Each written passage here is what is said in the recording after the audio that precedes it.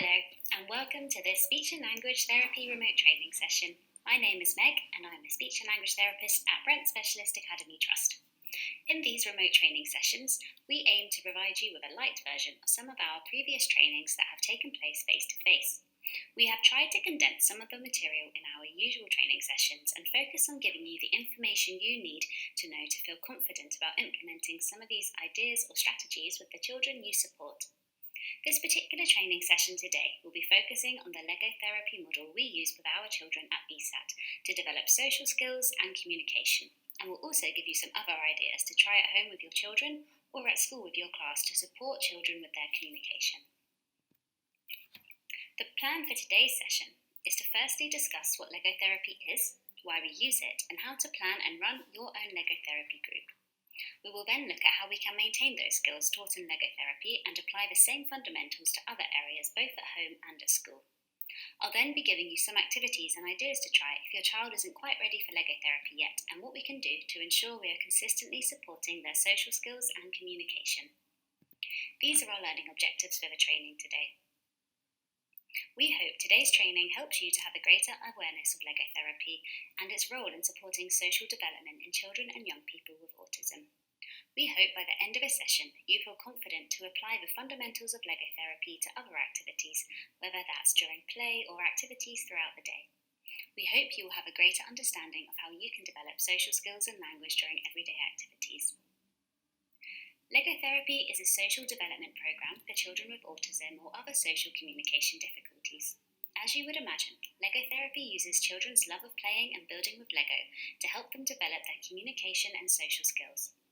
Lego therapy supports children to take part in a social activity. However, it adds structure, clear rules, and boundaries. It encourages children to work in pairs or groups and to problem solve by communicating with one another in a structured, safe environment. Each child is given a specific role which has its own rules the child follows, alongside group rules which can be written by the adult or collaboratively with the children. Lego therapy was created by Dan Legoff, a clinical neuroscientist in Philadelphia, USA in the 2000s. The idea came to him when he observed a group of children with autism have more successful communication with each other when building with Lego. After noticing this, Legoff began working towards creating a specific program tailored to children with autism to support their communication skills and published research on its effectiveness. Social skills and communication skills are broad terms, so let's break it down into specific skills your child will develop. Expressive language is any communication which is spoken, but some children express themselves using augmentative and alternative communication, AAC. This could be using symbols in a communication book, children who use sign, or children who use high-tech devices, as this is their voice. During Lego therapy, expressive language can be developed in many ways. For example, a child may be more confident talking in front of their peers. They may extend the length of their sentences, they may learn to use new vocabulary, or they may be able to use language for a wider range of functions, such as greeting their peers or giving them an instruction. Non-vocal communication covers things like gesture, facial expression, hand signals, body language, and eye gaze. These skills are typically learned through imitation, which can be difficult for a lot of our children. Lego therapy helps children to develop these aspects of their communication. Turn-taking is a paramount skill to teach, not only for playing games, but turn-taking is also important so the child learns to share, learns to wait for their turn, enabling them to be included in social activities such as going to the park or playing in the playground.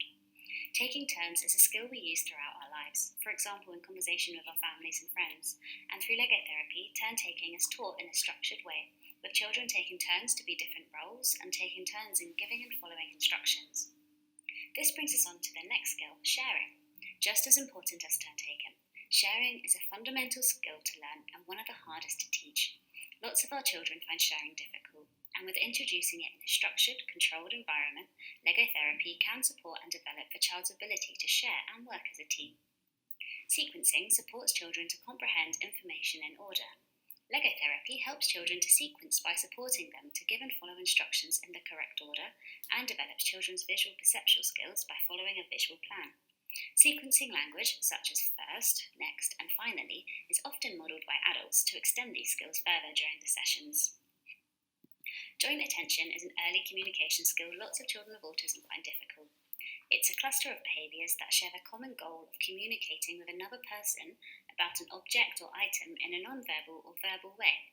Put simply, it's me making a face at you when a big dog is barking at me, indicating to you I'm afraid of dogs or that I'm scared and I'm sharing that attention with you.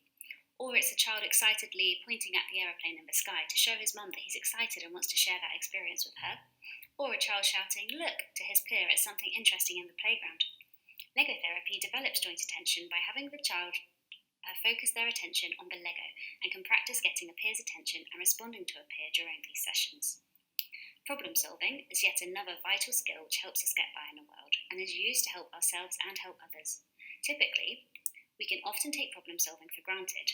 It's finding another route when there's roadworks. It's finding a charger when your phone battery is low. It's getting out in the fresh air when you feel lethargic or unmotivated. A lot of our children have difficulties with problem solving, and Lego therapy supports them again in a structured environment which is facilitated by an adult to solve problems, such as one child not wanting to be a particular role, or another child not listening to the instructions, or perhaps the child is giving the instructions too quietly.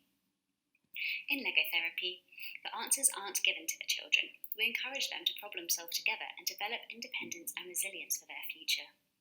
Children may follow your instructions often. However, how often do you see your child following a peer's instruction or giving an instruction to their peer? It's a lot more difficult for children to listen to other children than adults, which is often why we see children with autism seem more comfortable communicating with adults rather than their peers. Lego therapy helps by practicing giving and receiving instructions from peers, which can then be maintained to the playground and other school activities or activities at home. Children with autism may present as having rigid behaviours and having difficulties with flexibility.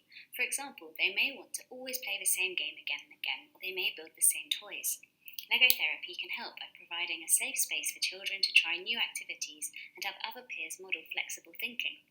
Lastly, we want all our children to be confident and resilient at school and at home, and by engaging in regular Lego therapy, this may develop your child's confidence to initiate interactions with their peers, to respond to interactions, to have the confidence to try new things, to feel confident to share their ideas, and develop resilience when difficulties may arise.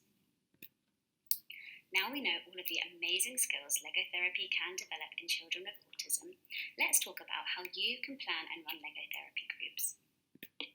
How do we run Lego therapy groups? If you're school staff and want to run a block of Lego therapy, it should ideally be happening at least once a week. However, if you have time, you can run them 2 to 3 times a week or even daily. If you are parents of a child, the same applies. You can run them weekly, maybe a Saturday morning, or you can run them more frequently. The sessions should be short and engaging. It's more beneficial to run 2 short groups a week than 1 long session where the child may become bored or frustrated. And if you do feel your child is frustrated, they do not need to finish the session, and it's good to be prepared for the sessions to not go as expected. I've run lots of Lego therapy sessions, and I can admit it's very, very rare that the sessions ever go to my plan, and it's fine to keep the session short, especially if your child is new to working in a group and following in an adult-led activity. Those are really, really big steps for a lot of our children, so take your time, and remember you're also new at running these groups. It's fine to make mistakes, it's how we learn. Having the plan already chosen before the group starts saves you time and helps you to be organised in the session if you have all the pieces that you need. The plan can be something simple. You can start with taking a picture of a tower or using already designed Lego plans, then move on to more complex plans over time. The session should always recap the rules to set the expectation for the group and the rules of each role to remind the children who is doing what. At the end of a session, I always like to ask the children to reflect on their progress by asking them to specify something that they did well in the session and something they can work on for next session. When I'm with the children, I also like to refer to Lego therapy as Lego group, so it takes the emphasis off therapy, and more so just a group that the children are part of. It doesn't make them feel any different to their peers, and group is more of a concrete term. As stated in the previous slide, you ideally need to have a plan before you run a group. Anyone can make Lego therapy plans. As speech and language therapists, we do have lots of resources and props to encourage the children and support their understanding. However, this is not needed, and a Lego therapy plan should not be time-consuming. Plans can be instructions you find in already made Lego packs. They can be taken from online or Pinterest or various websites and blogs. They can even be quick pictures taken on your device that a child can scroll through. I would recommend taking a picture at each stage so you can see on the slides to support with sequencing. Labelling the pictures by number so the child knows which instructions to give first. Here are some Lego therapy plan examples. They can just be Duplo or Lego, you already have lying around, and you can firstly just focus on building a tower, or you can use your imagination and relate it to your child's interest. For example, it could be Elsa from Frozen's castle or their favourite animal. Here is a plan we made for Manor School. As you can see, we break down the plan to a step-by-step guide to make it really achievable. As I mentioned previously, it's a good idea to set some rules for your groups, so the groups have set boundaries and understand what is expected of them. You can make the rules before the session, or perhaps ask your group to help you come up with some fair rules. Here are some examples. One person speaks at a time, listen to others when they are talking, use kind words, and keep your hands to yourself.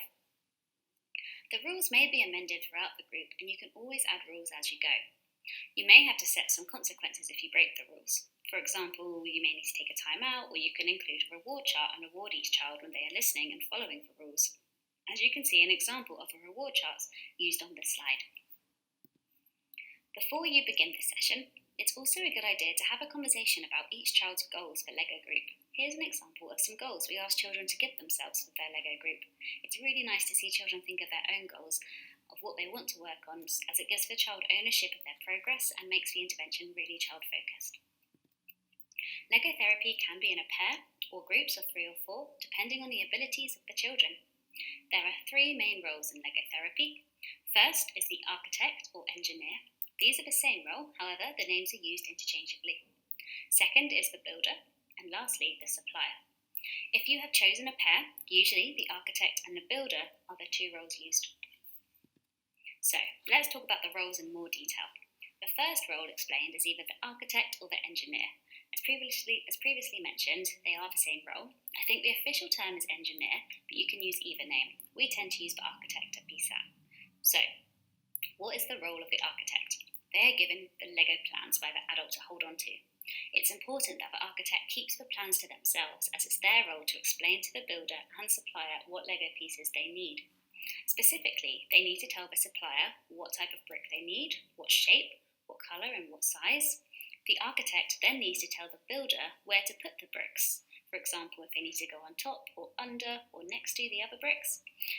The architect also needs to tell the builder which bricks to use, including the size, colour and shape, for example the small blue rectangle.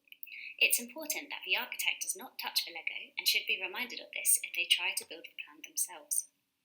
As you can imagine, the architect does need to have a certain level of expressive language. However, I'd always have high expectations of your group, and there are various ways to support the architect, such as visual aids with key phrases to help children who are still developing their expressive language.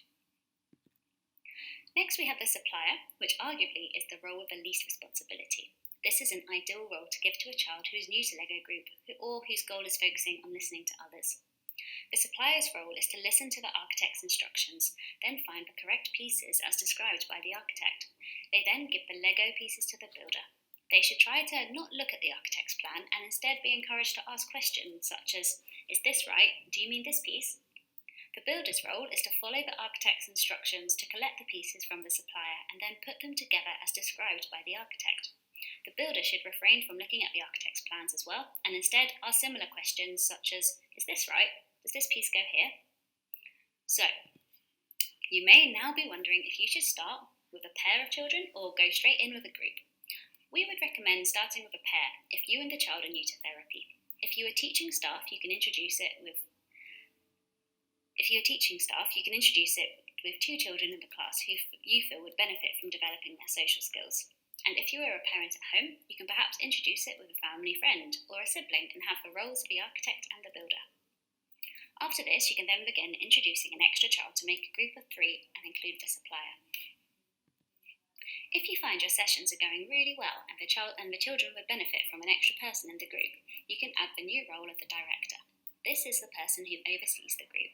Make sure everyone is listening and understands the instructions and can take pictures or videos of the group. This is a really nice role for an older sibling or perhaps a typically developing child who can model positive social and communication skills.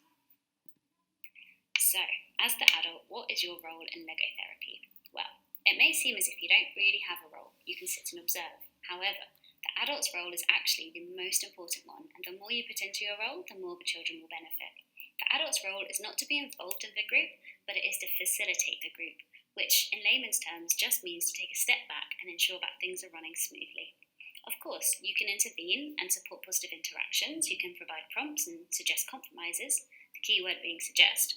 It's not the adult's role to give the children the answers. Remember, we are teaching independence and problem solving with other peers. So as adults, we need to be really careful with the instructions we give during Lego therapy and make sure we aren't helping the children too much.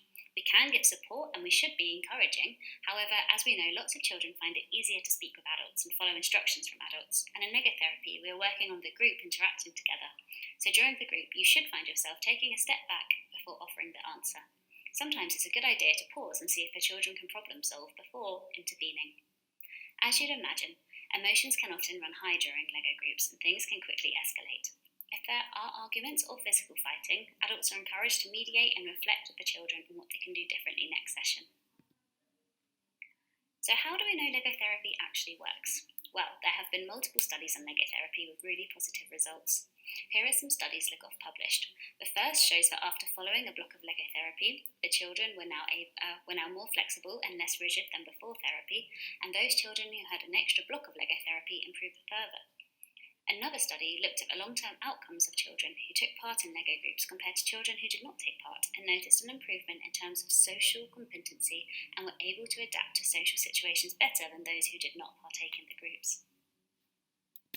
Here are some top tips for running your Lego groups. First, consider the groups carefully. The children don't need to all be at the same level, and consider if there are some children who wouldn't work well together. Even though Lego therapy is about improving social skills, I think putting two children who don't get along in a group can be a little bit too ambitious. Make the plan achievable. You don't want to be sat around trying to build the Millennium Falcon. Start off with a tower. You can add more complex plans over time, or you can keep them simple. I like to ask the children if they have any particular interests with what they want to build and make the plan for them to keep the group engaging. We recommend making small, simple sets to start with. Even if the children are Lego extraordinaires, remember, the focus of Lego therapy isn't to improve their building skills, but is to develop their social skills. It's more important that they can communicate with each other to build a simple tower than one child building something complex whilst the other two sit in silence. Let the group know that everyone will have a chance to be a different role in the next session, but to save confusion, keep the roles the same during the session. The children are going to learn from watching you, so model kind, positive language, good listening skills, and appropriate social skills so they know what's expected of them. For example, if you shout at a child for not behaving, they then may think it's acceptable to shout at others, so I really can't stress enough the importance of practicing what we preach. If you are working with younger children, or children with fine motor difficulties, consider starting with Duplo so it's easier to build. Lastly, use reward charts, token boards and visual schedules to enforce positive behaviour and reduce those challenging behaviours. I often have a jar with spare bits of Lego, and every time I see a child doing good listening or asking a great question, I put a piece of Lego in the jar, and if the jar is filled by the end, they get a small prize. So that was a whistle-stop tour of Lego therapy, and what I want to talk about now is how to maintain and generalise those skills they learn to other activities, settings and situations. It's important to note that skills learnt in Lego therapy should be generalised. That means applying the skills they've learnt in Lego therapy to a wider range of activities. Here are some examples of the things you can do both in school and at home to maintain those skills. Science experiments. You can invent different roles and prepare plans as you would in Lego therapy, and here are some experiments you can try.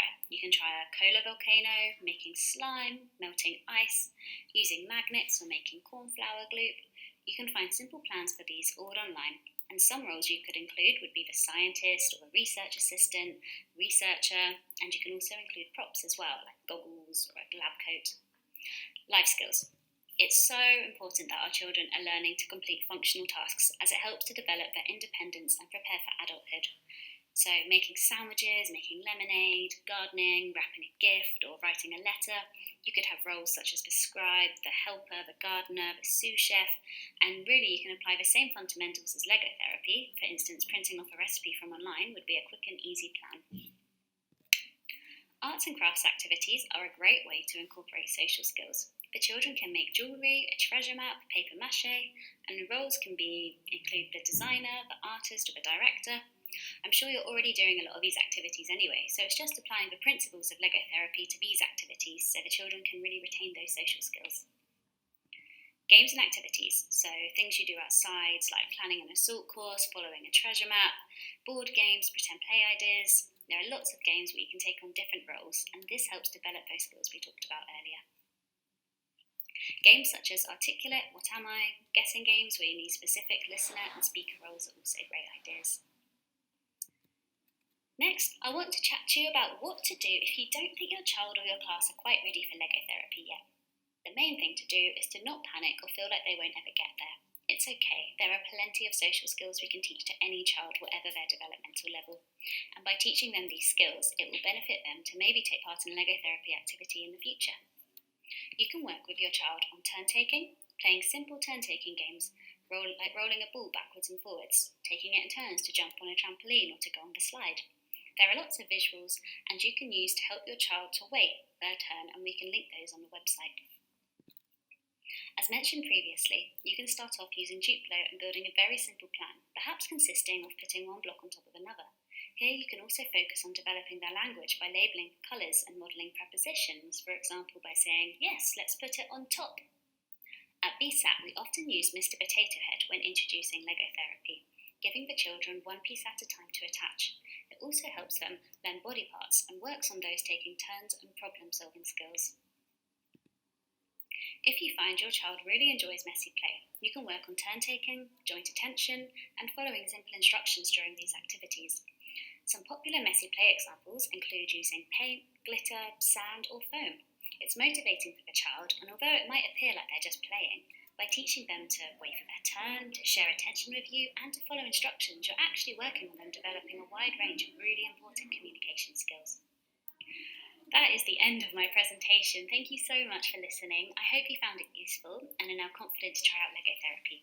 Please do give it a go and let us know how you find it. As always, if you need any support or any help planning Lego sets or thinking of ideas, we're always here to help. You can contact us directly by emailing salt@manna.brent.sch.uk. If you have time, we would greatly appreciate any feedback about this training session and our other online training sessions in general. If there is something you found useful and you'd like to see more of, or perhaps another topic you'd like training on, please let us know so we can make sure we are supporting the parents, carers and staff as best we can. Thank you again.